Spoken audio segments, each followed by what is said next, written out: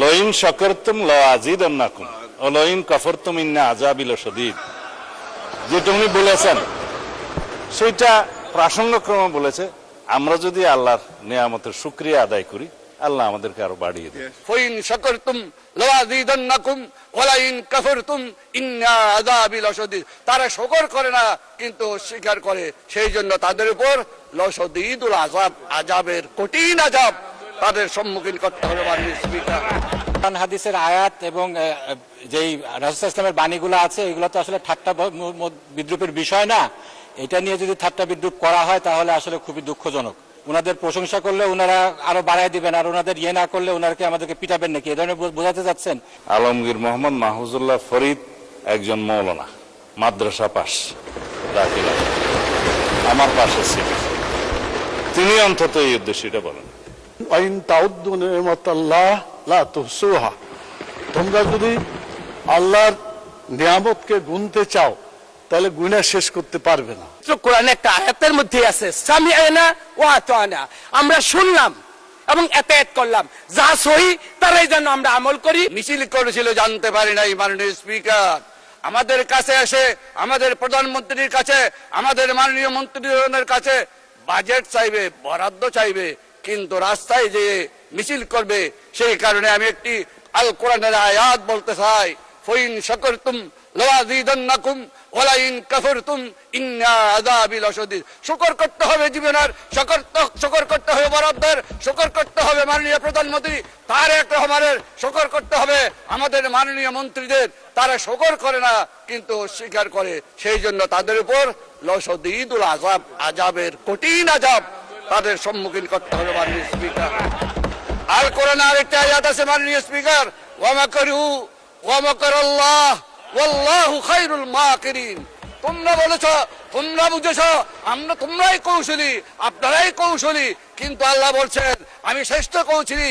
আর যারা আমার সাথে কৌশল খাটায় তাদের অবস্থা খুবই শোচনীয়। মাননীয় স্পিকার, আমি সেদিকে আর যাচ্ছি না। মাননীয় অনেক কথা ছিল। আমার মশকারি কুতুবদিয়া সম্পর্কে বলতে চাই মাননীয় স্পিকার। আমার মশকারি কুতুবদিয়া দুটি দ্বীপ উপজেলা। মাননীয় স্পিকার, আমাদের কুতুবদিয়া 100 বর্গ কিলোমিটার ছিল। ভাঙতে ভাঙতে ভাঙতে নদী ভাঙনে কর্ণফুলীর সেই করাল স্রোত ভাঙতে ভাঙতে আমাদের কুতুবদিয়ায় 30 বর্গ কিলোমিটার নেমে এসেছে। তাই কুতুবদিয়াকে রক্ষার জন্য মাননীয় আমার অর্থমন্ত্রী আছে, আমাদের চট্টলার কৃতি সন্তান, আমার কক্সবাজারের সন্তান।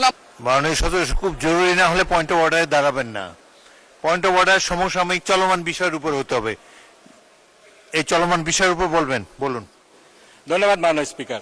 আসলে মাননীয় স্পিকার, কোরআন হাদিসের আয়াত এবং যেই রাসূল ইসলামের বাণীগুলো আছে এগুলো তো আসলে ঠাট্টা বিদ্রুপের বিষয় না। এটা নিয়ে যদি ঠাট্টা বিদ্রুপ করা হয় তাহলে আসলে খুবই দুঃখজনক।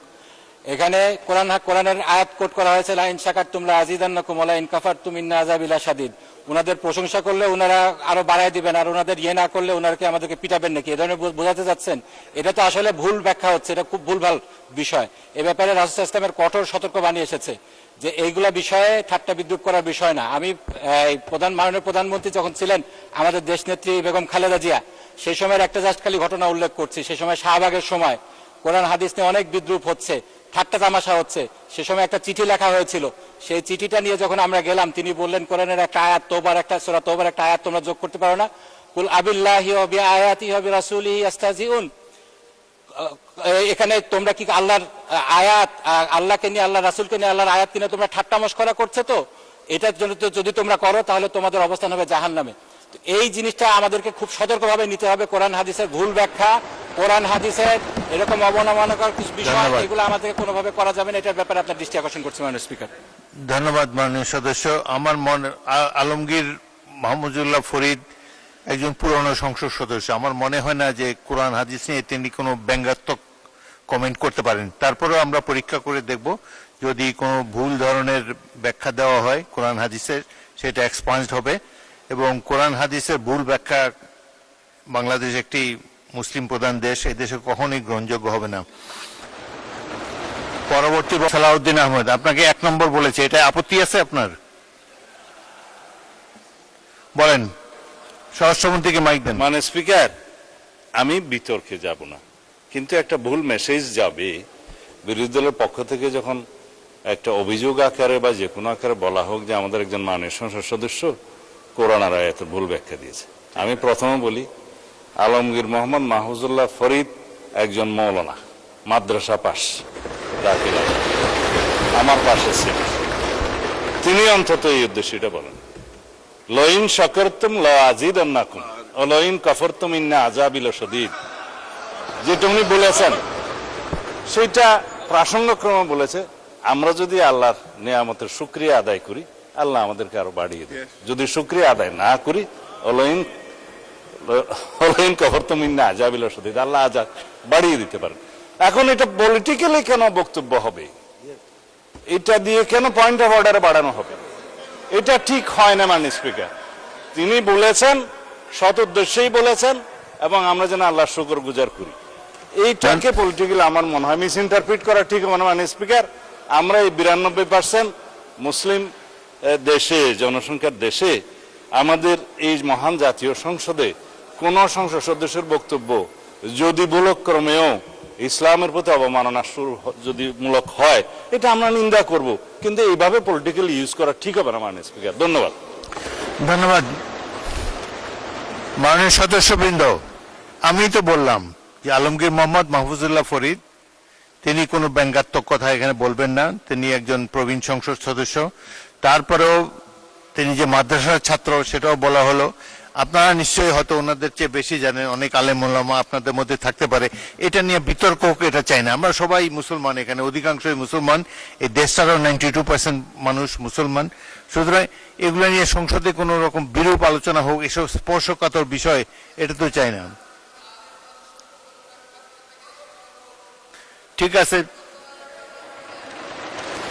সেটা আমি ইতিমধ্যে মাননীয় সদস্য আমি বলেছি, আমি পরীক্ষা করে দেখব যদি না না মাইক ছাড়া বলবেন না,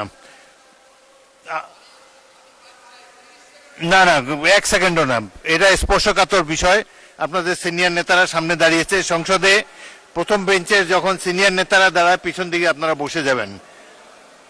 এবং আচ্ছা, মুজিবুর রহমান সাহেব বলেন, কিন্তু কোনো বিতর্ক হয় এমন কোনো কিছু তুলবেন না। এখানে সবাই তো অধিকাংশই মুসলমান, অধিকাংশই ধর্মের প্রতি ধন্যবাদ, শ্রদ্ধা পোষণ করেন। ধন্যবাদ মাননীয় স্পিকার।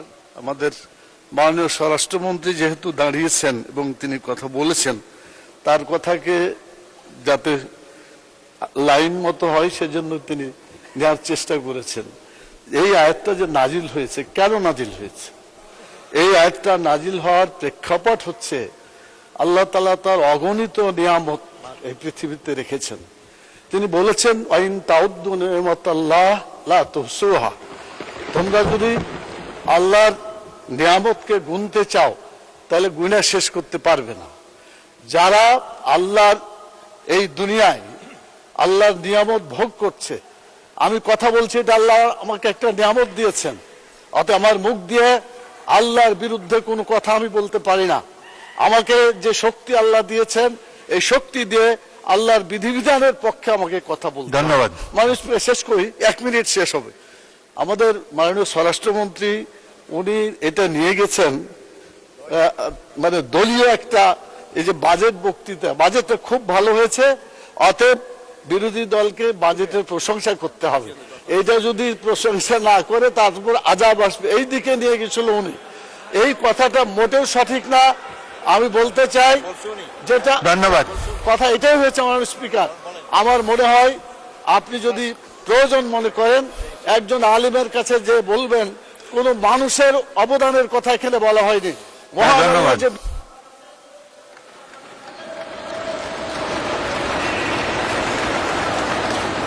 ধন্যবাদ মাননীয় সদস্য বসুন।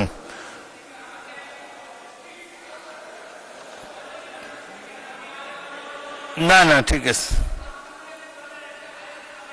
না না আমি